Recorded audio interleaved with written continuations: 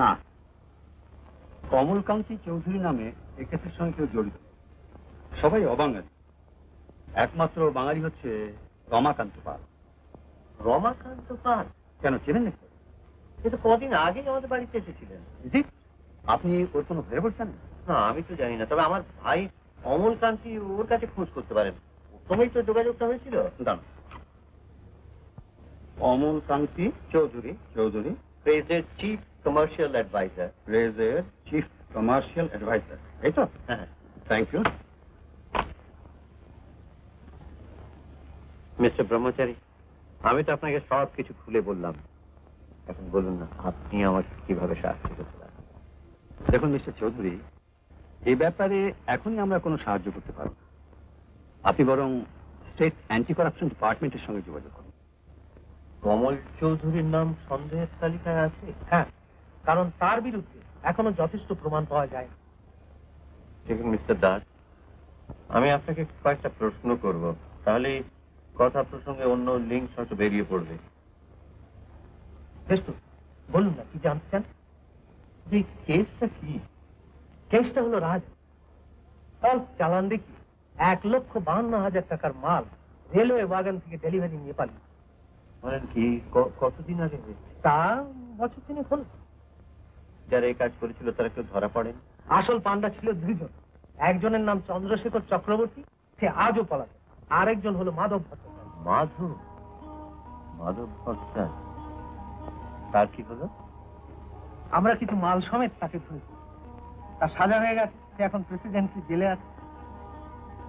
দেখুন মিস্টার দাস, আমার ভাইয়ের ব্যাপারে তো আমি কোনো কিছু আপনার কাছে গোপন করিনি, তাই আমার একটা অনুরোধ, ওর খোঁজ পেলে আমাকেও একটা খবর দেবেন।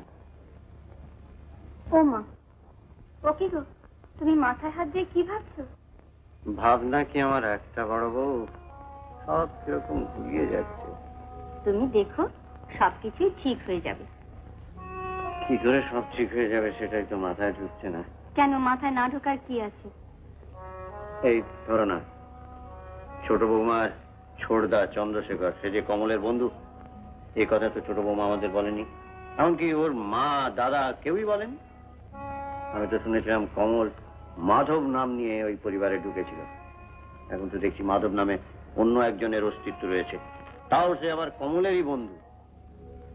তো ব্যাপারটার মধ্যে কেমন একটা রহস্য, গোপনীয়তা, আর এই গোপনীয়তার মধ্যে আমাদের ছোট বৌমাও জড়িত। হ্যাঁ গো, ছোটকে ডেকে সবকিছু পরিষ্কার করে জিজ্ঞেস করে নিলে হয় না? এখন হাঁক ডাক করা ঠিক হবে না। কেন, তাতে কি হয়েছে? মানে পরে কি ওরা মেয়েটাকে কাঁদাচ্ছে কেন? না গো, ও অনেকক্ষণ থেকে বায়না করছিল তোমার কাছে আসবে, তা আমি বারণ করলাম, তুমি বিশ্রাম করছো, পরে আসবি। তুমি বারণ করলে? তুমি বারণ করতে গেলে কেন? না সত্যি তোমরা আমাকে পাগল করে ছাড়বে। মামুনি যখন আমার কাছে আসতে চাইছে, তোমরা জোর করে আটকে রাখছো কেন? এই চুচু মামুনি আমার কাছে চলে যেত, এই মা কি চুচু, হ্যাঁ আমার মামুনি তাকে আমার কাছে আসতে দিচ্ছি না, আমি খুব ওকে দেবো, আমি কি দিচ্ছি।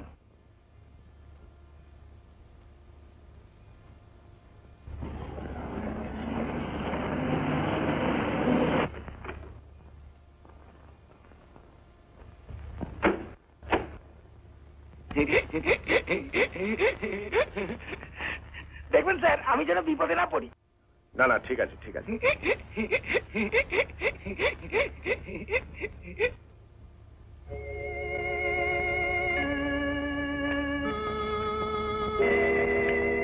ছোট ছোট, হ্যাঁ ছোট, ছোট শোন, ছোট, হ্যাঁ ছোট।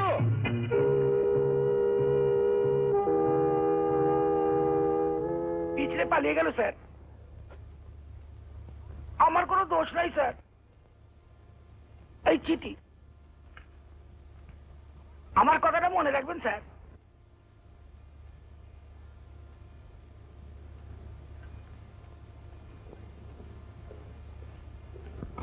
সাহেবের ঘরে এখন যেন কেউ না থাকে।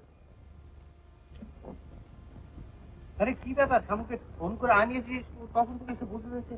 চিঠিটা পড়ো, তাহলে সব বুঝতে পারবে। রাখছি। একটু জোরে জোরে পড়ো, কারণ সামুর ব্যাপারটা জানা দরকার। বর্দা, আশা করি তুমি ছোট্টুর হাতের লেখাটা চেনো। ছোট্টু লিখেছে? মেজদা, আমি খবর পেলাম আমার স্ত্রী বলে পরিচয় দিয়ে শর্মিষ্ঠা নামে একটা মেয়ে তার কন্যা সহ আমাদের বাড়ি গিয়ে উঠেছে। শর্মিষ্ঠার সঙ্গে আমার কোনো সম্পর্ক নেই। আমার এক বন্ধু মাধব ভট্টাচার্যের সঙ্গে শর্মিষ্ঠা রেজিস্ট্রি করে বিয়ে হয়েছিল।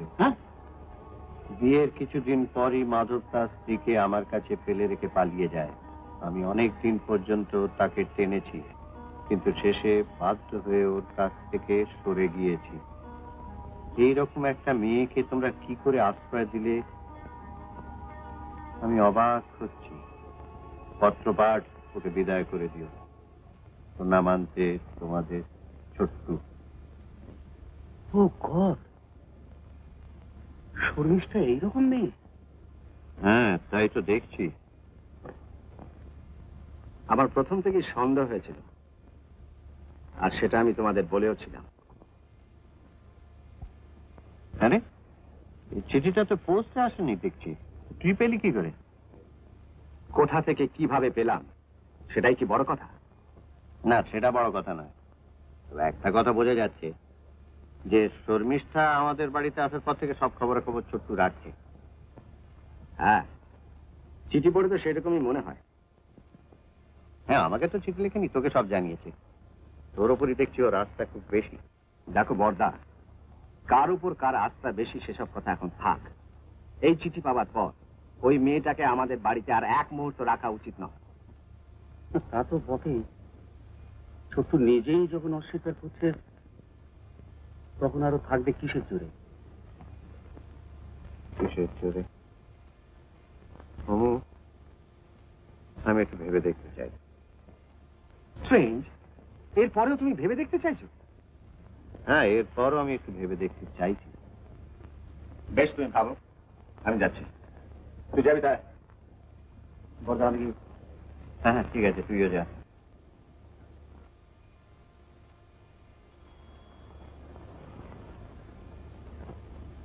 ড্রাইভারকে বলো তাড়াতাড়ি আমার গাড়ি বার করতে। নমস্কার মিস্টার ব্রহ্মচারী, আপনার অমূল্য সময় একটু নষ্ট করবো। ওকে, অলরাইট, বসুন বসুন। Thank you. বলুন, কি বলবেন? সেদিন যে আপনাকে বলছিলাম না যে আমার ভাই অমলকান্তি চৌধুরী, প্রেসের চিফ কমার্শিয়াল অ্যাডভাইজার, ওর সঙ্গে প্রভাকর কেসের আসামি রমাকান্ত পালের একটা যোগাযোগ আছে। এই ব্যাপারে আপনি বোধহয় আমার ভাইকে ইন্টারোগেট করেন।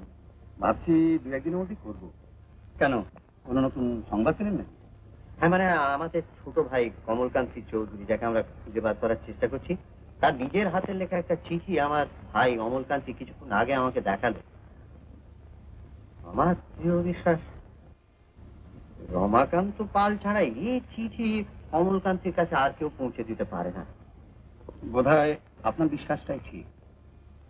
দেখুন মিস্টার ব্রহ্মচারী, আমার মনে হয় ওকে একটু ফ্রাইটনিং হ্যামার দেওয়া দরকার। বেশ ভালো বলেছেন।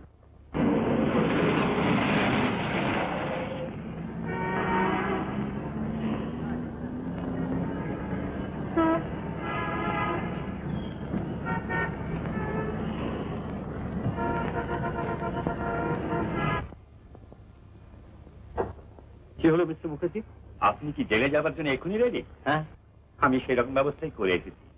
মিস্টারের সাহায্য ছাড়া উপায় ছিল না। তিনি সুপারিনটেন্ডেন্টকে বলে সব ব্যবস্থা করুন। আসুন স্যার। সুপার সাহেব একটু আগেই টেলিফোন করে আমাকে সব জানিয়েছে। মাধব ভট্টাচার্যকে আমি অফিসে আনতে লোক পাঠিয়ে। Thank you mister Majumdar, many thanks. ইনি বিমল কান্তি চৌধুরী। নমস্কার। মাধব ভট্টাচার্যের সঙ্গে কথা বলতে চান। নট অ্যাবাউট দ্য কেস, খুবই পার্সোনাল ব্যাপার। অবশ্য আপনি সামনে থাকবেন কিংবা অন্য কোনো অফিসার। হ্যাঁ, আপনি সামনে থাকলেই যথেষ্ট স্যার। জেলের নিয়ম কানুনই এই রকম। না না, তাতে তো আমার কোনো অসুবিধা নেই। আমি শুধু একটা কথা। এরই নাম মাধব ভট্টাচার্য। আমাদের কাছে 311 নয়। আপনারা ওভারে গিয়ে বসুন স্যার, আমি ওকে পাঠিয়ে দিচ্ছি। আসুন মিস্টার চৌধুরী।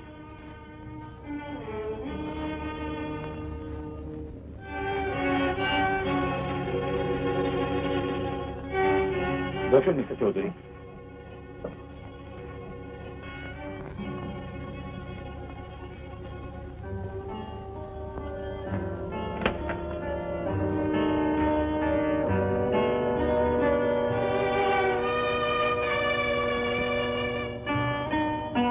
মুখার্জি, ওকে কি আমরা একটা চেয়ার অফার করতে পারি? চেয়ার? বসো ওখানে। আমি বসবো না স্যার, যা বলবার দাঁড়িয়ে বলছি। মাধব, আমি তোমাকে দু একটা প্রশ্ন করতে চাই। আমি প্রয়োজনের বেশি কিছু জানতে চাই না। তার আগে আমার পরিচয়টা দিচ্ছি। আমার নাম বিমল কান্তি চৌধুরী। আমি কমলের কমলের বড়দা আপনি? হ্যাঁ। তুমি তুমি শর্মিষ্ঠাকে জানো? শর্মিষ্ঠা? কোনো কথা গোপন করার চেষ্টা করো না। চিনি। তোমার সঙ্গে শর্মিষ্ঠা রেজিস্ট্রি করে বিয়ে হয়েছিল? হয়েছিল। কমলের সঙ্গে শর্মিষ্ঠার সম্পর্কটা কি?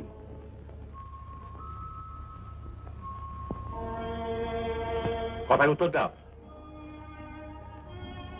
শোনো, তুমি চুপ করে থাকলে একটি মেয়ের আর একটি শিশুর জীবন নষ্ট হয়ে যাবে। জীবন নষ্ট হয়ে যাবে? হ্যাঁ, তুমি নিশ্চয়ই জানো শর্মিষ্ঠার একটি মেয়ে আছে। জানতাম বাচ্চা হবে, কিন্তু ছেলে কি মেয়ে হয়েছে তা জানি না। সে কি, শর্মিষ্ঠা তোমার বিয়ে করা বউ, আর তুমি জানো না? তুমি কতদিন জেল কাটছো? 2.5 বছরের ওপর। ও তো কমলকে নিজ স্বামী বলেই পরিচয় দিয়েছে। এসবের অর্থ কি? শর্মিষ্ঠা মিথ্যে কিছুই বলেনি। তার মানে আমার সঙ্গে বিয়ে রেজিস্ট্রি হওয়ার আগেই শর্মিষ্ঠার পেটে বাচ্চা এসে গেছিল। বলো বলো, তুমি চুপ করে যাচ্ছ কেন? বলো। আসলে কমলের সঙ্গে শর্মিষ্ঠার ভাব ভালোবাসা ছিল। মেয়েটি কমলের। আমার সঙ্গে শর্মিষ্ঠার সেরকম কোনো সম্পর্কই ছিল না। তাহলে শর্মিষ্ঠার সঙ্গে তোমার বিয়ে হয়েছিল কেন? কারণ কমল দায়িত্ব নিতে চায়। আর শর্মিষ্ঠার ছোটদা চন্দ্রশেখর উপায় না দেখে আমাকেই বেছে নিয়েছিল তার বোনকে উদ্ধার করবার জন্য। শর্মিষ্ঠা আপত্তি করেনি? না, করেনি। রেজিস্ট্রি করার সময় শর্মিষ্ঠাকে জানানো হয়েছিল কমলের সঙ্গে তার বিয়ে হলো। অথচ বিয়েটা হলো তোমার সঙ্গে, তা কি করে সম্ভব? আপনি তো জানেন দুর্বুদ্ধিতে কমলের জোড়া নেই। সে কায়দা করে রেজিস্ট্রারকে ম্যানেজ করেছিল।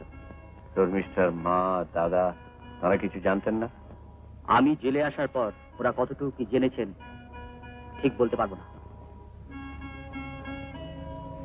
বিচিত্র ব্যাপার। শোনো, আজ 2 মাস হলো কমল তার স্ত্রী এবং মেয়েকে ফেলে পালিয়ে গেছে। শর্মিষ্ঠা তার মেয়ের জীবন বাঁচাতে, নিজের ইজ্জত রক্ষা করতে কমলের স্ত্রীর পরিচয় দিয়ে এখন আমাদের বাড়িতে আছে। অথচ আজই কমলের চিঠি পেলাম, সে তো শর্মিষ্ঠার সঙ্গে সব সম্পর্ক অস্বীকার করছে। হ্যাঁ, তা তো করবেই, নইলে স্কেপ করবে কি করে? কিন্তু আমি আমার ভাইকে এসকেপ করতে দিতে চাই না, যদি তোমার কথা সত্যি হয়। যদি আমার কথা সত্যি হয়? হ্যাঁ, যদি তোমার কথা সত্যি হয়। আজ শর্মিষ্ঠা তার বাচ্চার ভবিষ্যৎ নির্ভর করছে তোমার কথার উপর। তুমি যা বলেছো তা সব সত্যি? সত্যি না। না, সত্যি না। সে কি, সত্যি নয়? হ্যাঁ, আসল কথাটাই এখন আপনাকে বলিনি। কি কথা? কোন ম্যারেজ রেজিস্ট্রি অফিসে আপনি আমার আর শর্মিষ্ঠার বিয়ের কোন রেকর্ড খুঁজে পাবেন না। রেকর্ড পাবো না কেন? কারণ পুরোটাই ছিল একটা সাজানো ব্যাপার। সাজানো ব্যাপার? হ্যাঁ, কমল একজনকে মিথ্যে রেজিস্ট্রারে সাজিয়ে এনেছিল। সে কথাটা একমাত্র আমি জানতাম, আর সেই জন্যই রেজিস্ট্রিতে সই করেছিলাম।